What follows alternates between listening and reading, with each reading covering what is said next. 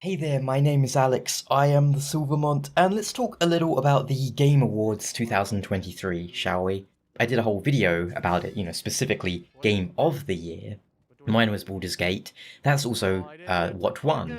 But we also had some, announcements at the Game Awards and some missing things I know a lot of people were hyped for. Elden Ring, Shadow of the Erdtree, for example. And on top of that, the Game Awards themselves weren't without some issues, flaws, shall we say, and I think those have been highlighted especially this year. I think Jeff Keighley has genuine passion and enthusiasm for what he does with these Game Awards, but that doesn't mean the Game Awards themselves are without their problems. For starters, the whole thing is a giant advert, and again, I talked about this in my Game of the Year video like 2 weeks ago.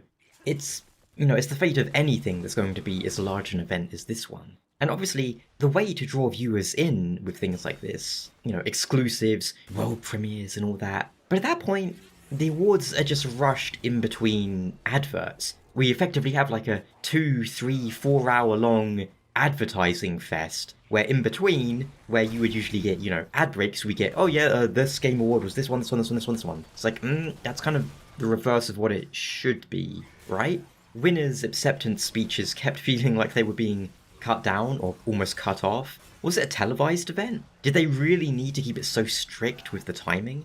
I don't know how, the venue works, of course. If they've rented it for X hours and all that, and they need to make sure they keep within that time frame, sure.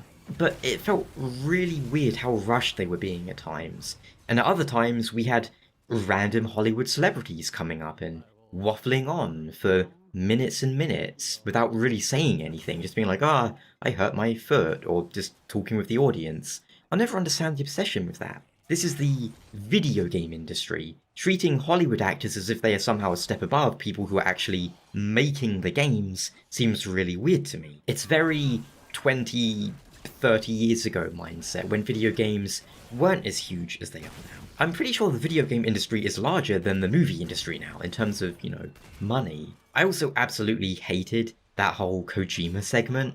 Every time the man opens his mouth these days, my respect for him diminishes more and more. The man started believing his own hype at some point and building some sort of cult of personality around himself when he hasn't really done anything standout since 2004. Metal Gear Solid 4 was underwhelming. 5 was half a game and felt more like a tech demo. Death Stranding was fine. Why are we treating Kojima like he's God's gift to gaming who can do no wrong? He didn't even talk about video games. We just had an extended segment of Kojima self-filleting, effectively. Look at how many actors I know.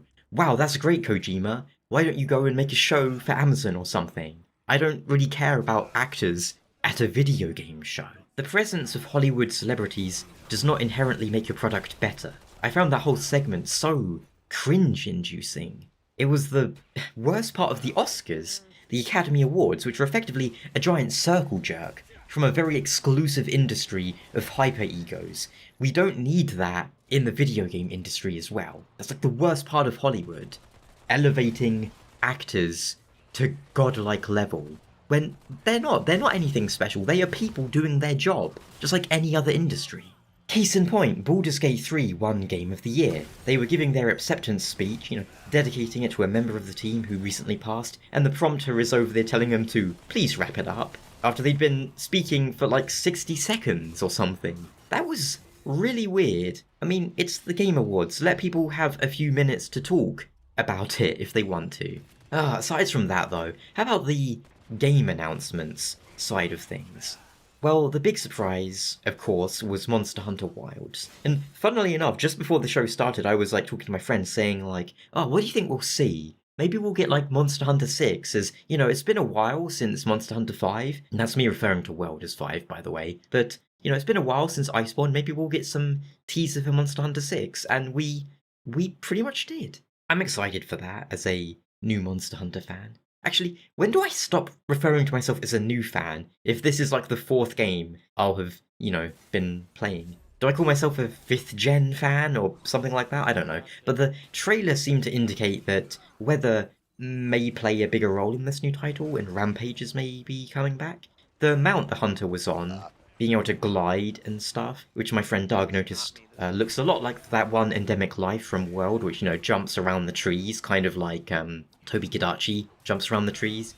But the Endemic Life doesn't really look anything like Toby Kadachi, just has tree jumping. Yeah. But yeah, it made me think maybe they're going for like an open world game this time. Of course, there's endless speculations we could make about this trailer. You could say, oh, well, the way the Greatsword looks might indicate that we're in this sort of setting, blah, blah, blah, blah, blah. Either way, I'm excited and hopeful that they've learned from World and Iceborne, and Rise for that matter. So I think if you take the best parts from World and the best parts of Rise, and leave out the tedious parts, like the Clutch Claw, and the whole, oh, you have to, run around sucking on birds or something to get your stats up in Rise, then we'll get a really good game. Rise of the Ronin's the other game that I was most interested in from this event. I was a little surprised that it showed so much Neo in the gameplay, so I'm assuming it's going to be a Neo open world kind of game, maybe, or more open at least. I wonder if it will have multiplayer.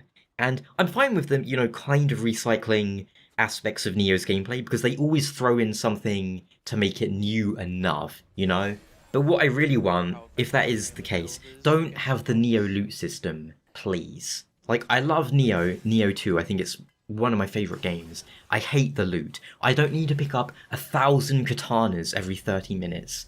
Make it more like, I don't know, Bloodborne or Remnant 2 kind of loot system, and those are two kind of weird examples, but I guess they were in my mind lately. But, make it so we find a new item and it's unique, and then we can upgrade it if we want to. We don't need 1,000 of that item, all at different varying levels and stuff. But it looks like this game is going to be PS5 exclusive, at least for a time, so I'll wait for it coming to PC down the line. I'm fine waiting. Sega didn't announce a new Virtua Fighter. They kind of hinted at it though, because they said, oh, we're making a resurgence, a new era, we're bringing back Golden Axe. I loved Golden Axe when I was a kid. One of my favourite games when I was young. Streets of Rage, which I loved. Crazy Taxi, Shinobi, Jet Set.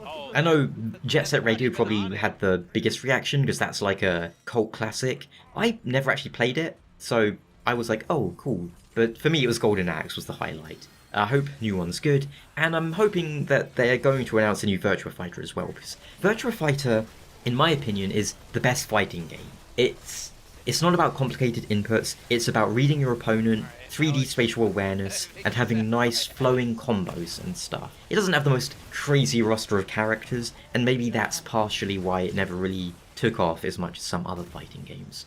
But I'd love a new Virtua Fighter. If they made tag mode in the new Virtua Fighter, oh, yes please.